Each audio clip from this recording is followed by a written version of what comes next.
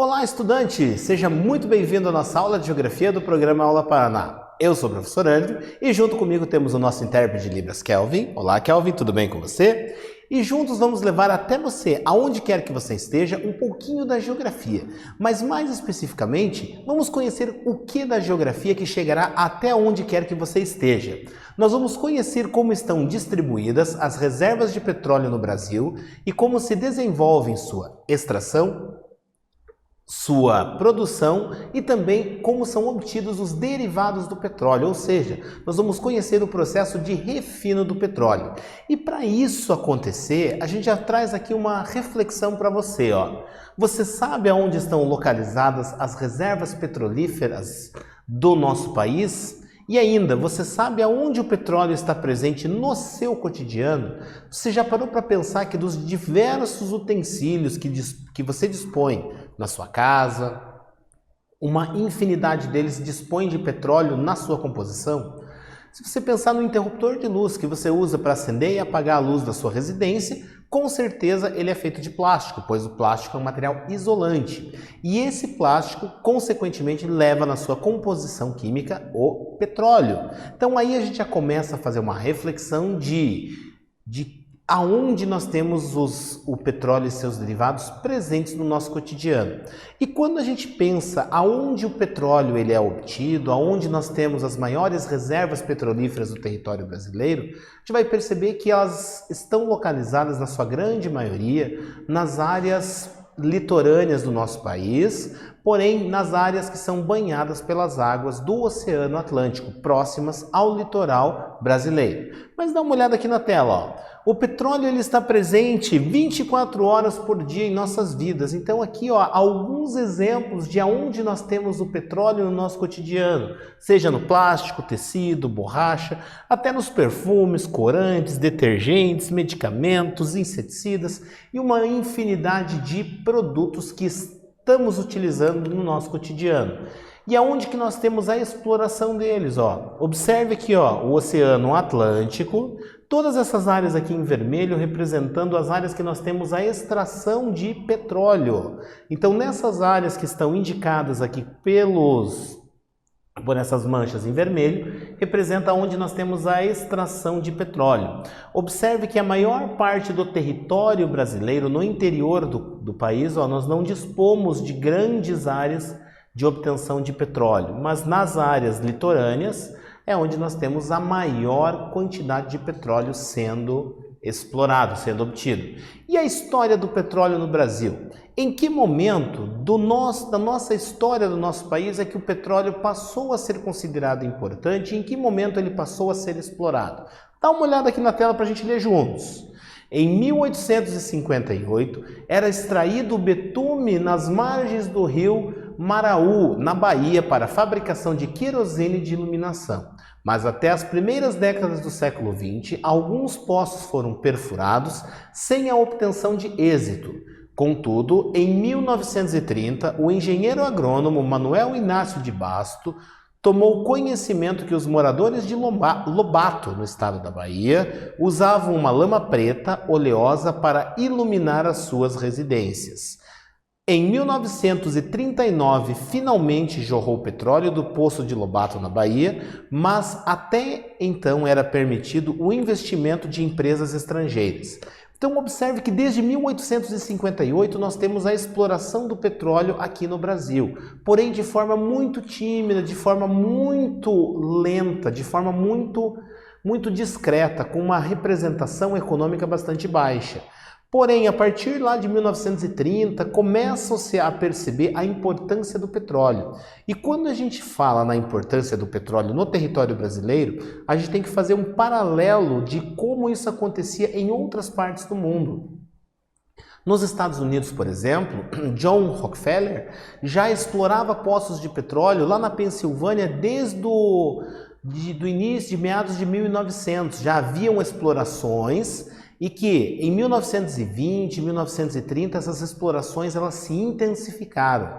E à medida com que essas explorações se intensificaram, foi o momento em que os automóveis também se popularizaram. E os motores dos automóveis utilizam a gasolina que é proveniente do petróleo. e também utilizam borracha e outros tantos componentes que são provenientes do petróleo. Então a gente percebe que no mundo inteiro isso vinha acontecendo, principalmente nos Estados Unidos, essa maior exploração e utilização do petróleo pela indústria automobilística, e aqui no Brasil a gente também vai acompanhando isso.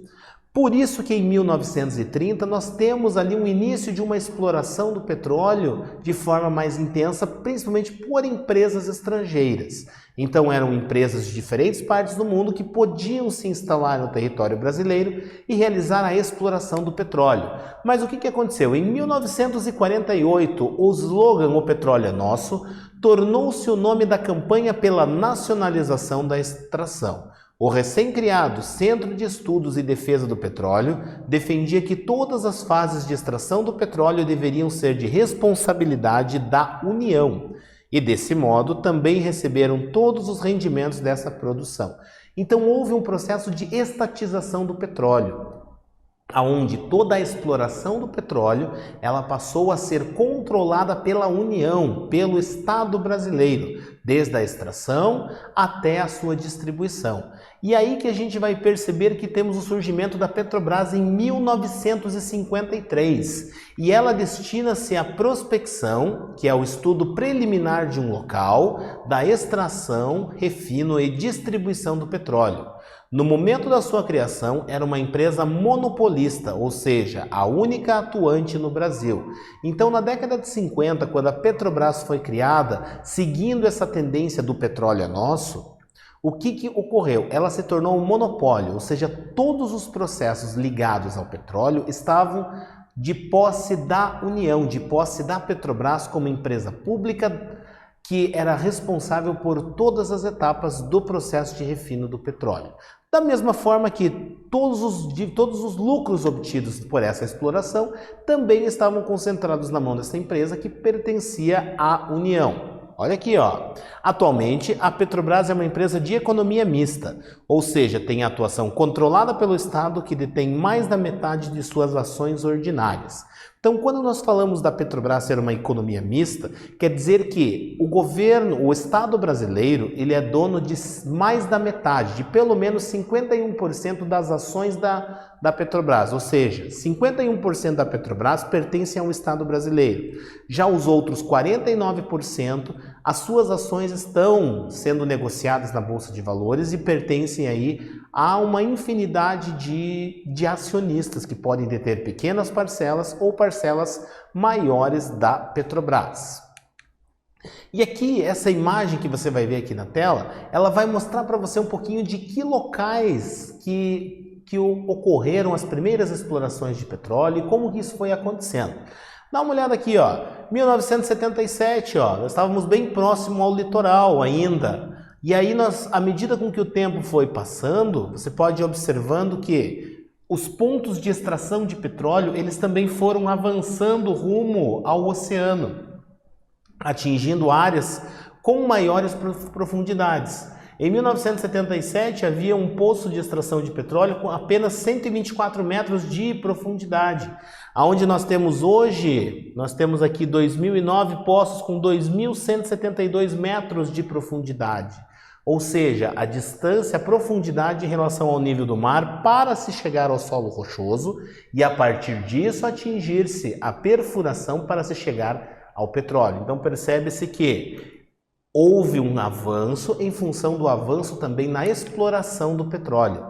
E quando que acabou o monopólio estatal? Olha aqui na tela, ó. Em 1997, durante o governo do então presidente Fernando Henrique Cardoso, uma lei aprovou a extinção do monopólio estatal sobre a exploração petrolífera e permitiu que empresas do setor privado também pudessem competir na atividade. Tal medida visava ampliar as possibilidades de uso dessa riqueza. Então, até 1997, a Petrobras era a única empresa que detinha todo o controle do petróleo no Brasil. E a partir desse momento, existe o quê? A quebra do monopólio, ou seja, outras empresas podem atuar em paralelo com a Petrobras, mas também outras empresas podem realizar outras etapas dos processos ligados ao refino e distribuição do petróleo. E isso traz empresas do mercado externo para se estabelecerem no território brasileiro e também explorarem essas atividades econômicas. Mas vale ressaltar que a Petrobras, por mais que haja um fim do monopólio, não quer dizer que haja o fim do controle estatal sobre o petróleo, pois a Petrobras ainda detém a maior parte do controle da exploração e distribuição do petróleo em território brasileiro. E analise os mapas abaixo. Para você analisar esses mapas, é importante agora na nossa atividade você olhar com bastante atenção e perceber aqui que as áreas que estão no mapa da esquerda, as áreas que estão em vermelho representam as áreas de exploração de petróleo, são áreas de exploração do petróleo, e as províncias geológicas, ou seja, são áreas cuja formação geológica, que estão em cinza, são favoráveis à existência de petróleo.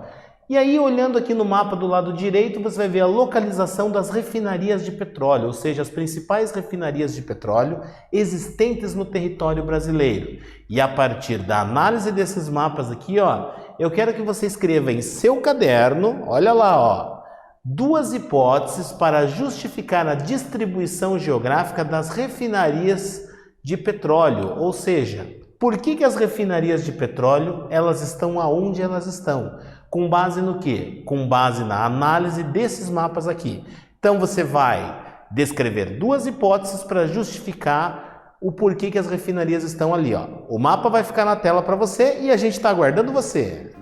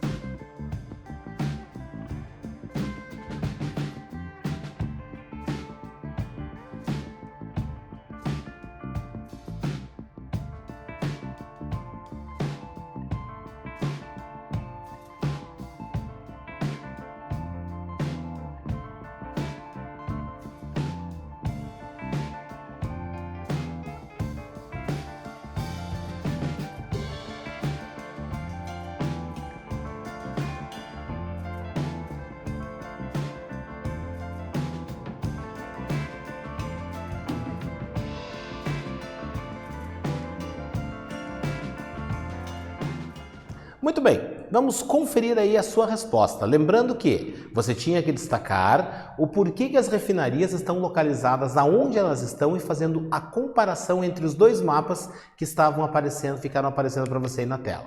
E aí a nossa possível resposta, nossa sugestão de resposta, ó. A concentração das refinarias nessas regiões do nosso território é explicada pelo maior contingente populacional, ou seja, a maior quantidade de consumidores do petróleo e dos seus derivados, o grande desenvolvimento industrial e por estar próximo aos principais centros produtores do país, Rio de Janeiro, Espírito Santo e Bahia. Então essas refinarias estão ali estabelecidas em função da de estarem mais próximas dos pontos aonde é obtido o petróleo. E essas refinarias são instaladas estrategicamente nesses locais para reduzir os gastos com transporte. Então diminui-se o custo com transporte, no final consegue-se obter um preço menor do petróleo ou ainda garantir-se uma maior lucratividade dessa fonte energética tão importante para nós. E a autossuficiência, o que significa autossuficiência? Quando falamos nessa autossuficiência, estamos falando do Brasil ser capaz de produzir todo o petróleo que consome e ainda ser capaz de realizar o refino de todo o petróleo que produz para atender todas as demandas do seu mercado interno. Olha aqui na tela, ó. Em 2006, após 53 anos de operação da Petrobras, o Brasil alcançava pela primeira vez a autossuficiência em petróleo, sendo a produção de petróleo e derivados superiores ao seu consumo. A autossuficiência é uma conquista simbólica, já que o parque de refino do país não é suficiente para suprir a demanda por combustíveis, por exemplo, deixando o país ainda dependente da importação do petróleo estrangeiro. Então, quando a gente está falando dessa autossuficiência, ela não chegou a se efetivar. Nós tivemos momentos na história do nosso país onde nós tivemos a capacidade de produzir e refinar todo o petróleo. Porém, as várias refinarias, as várias distribuidoras também muitas vezes estavam nas mãos de empresas estrangeiras. Ou ainda, nós temos a capacidade da extração do total do petróleo que nós consumimos, porém não temos a capacidade de realizar o refino pleno, de obter todos os derivados do petróleo. E aí sim acabamos tendo que exportar o petróleo bruto e importar os produtos derivados dele. E o que aconteceu em 2007? Nós tivemos ali a descoberta do pré-sal, que a partir de 2007 as descobertas de petróleo no pré-sal na costa brasileira trazem um novo horizonte para a indústria do petróleo mundial. Então foi um momento onde obteve-se o conhecimento dessas grandes reservas de petróleo obtidas em elevadas profundidades, cuja extração dispõe de um custo bastante elevado, mas que essas reservas de petróleo representam uma condição para o nosso país de autossuficiência, uma condição de disposição de dispor dessa matriz energética tão importante para nós. E olha só aonde que ela está localizada, ó, entre Espírito Santo e uma porção de Santa Catarina, ó, numa faixa em linha reta de aproximadamente 800 quilômetros. Então é uma área de extensão. E aí nós vamos ter o pré-sal, ó, sendo localizado a elevadas profundidades, tá? Então a gente vai ter essa característica e o custo dessa exploração sendo bastante elevado. Continuando a nossa fala sobre o pré-sal, o petróleo da camada pré-sal é mais leve do que o petróleo encontrado no restante do Brasil. Assim, o petróleo leve é estratégico para o Brasil, pois é mais fácil de ser refinado, produzindo uma porcentagem maior de derivados finos, tem menos enxofre, poluindo menos quando é refinado, é comercializado com um valor maior no mercado internacional. Então, por ser um petróleo mais leve, a organização das cadeias de carbono, sendo dispostas de forma um pouco distintas, fazem com que este petróleo disponha de um valor comercial maior, sendo comercialmente mais caro, possibilitando assim a Petrobras uma maior lucratividade com a comercialização dele. Em contrapartida, a exploração desse petróleo também dispõe de um custo mais alto. E aí a Petrobras e os consumidores de petróleo mundiais acabam fazendo as contas. Até que ponto pagar mais caro por uma determinada quantidade de petróleo é interessante quando comparado com as outras reservas de petróleo disponíveis em território brasileiro e também no território mundial. E a partir dessas análises é que nós não tivemos uma exploração massiva e efetiva das reservas do pré-sal. Seguindo aqui, ó, na atualidade o pré-sal produz cerca de 1,5 milhões de barris por dia. Então a gente tem uma grande quantidade de barris de petróleo sendo produzidos, mas quando comparadas às outras reservas disponíveis em território brasileiro, ela ainda não é uma das maiores fontes de produção. Na verdade, ainda não produz o petróleo em tão grande quantidade quanto é sua capacidade. E observe o gráfico, a participação dos estados brasileiros na produção de petróleo. A exploração da Bacia de Campos no litoral do Rio de Janeiro lidera a produção, ó. Rio de Janeiro com aproximadamente 74%, seguido de São Paulo com 11%, Espírito Santo com 10% e os demais estados ali tendo uma parcela bastante pequena na produção do petróleo. E quando a gente fala em royalties, royalties é um termo bastante utilizado, bastante presente no mundo corporativo e ele está associado aqui, ó. Royalty é uma compensação financeira paga ao proprietário da área aonde ocorre a extração no caso do petróleo. No Brasil, os royalties pagos são divididos da seguinte forma: 40% para a União, 25% para os estados produtores e 10% para os municípios produtores, 5% para os municípios com instalações de refinarias ou auxílio de produção e 20% para a constituição de fundos especiais que serão divididos entre todos os estados. Então é a gente pegar uma parte do lucro obtido da exploração do petróleo e distribuir entre União, estados e municípios. E agora, para a gente saber mais, ó, dá uma olhada na tela que você vai ver aqui dois códigos QR, dois QR Codes. Esses QR Codes, eles vão levar você a dois vídeos que estão disponíveis no YouTube, onde você pode saber um pouco mais sobre a história do surgimento da indústria do petróleo e também sobre o pré-sal. São dois vídeos ali bem curtos, você pode ou apontar o seu celular para os QR Codes que vão estar aparecendo na tela para você, ou ainda você pode anotar os links que estão ali aparecendo para que você possa então assistir a esses vídeos. E agora que a gente já falou sobre o pré-sal, falamos do petróleo brasileiro, confere na tela nossa sugestão de atividade. Escreva com suas palavras sobre a importância da Petrobras para o nosso país. Afinal de contas, por que você acha que a Petrobras é importante? Reloginho na tela!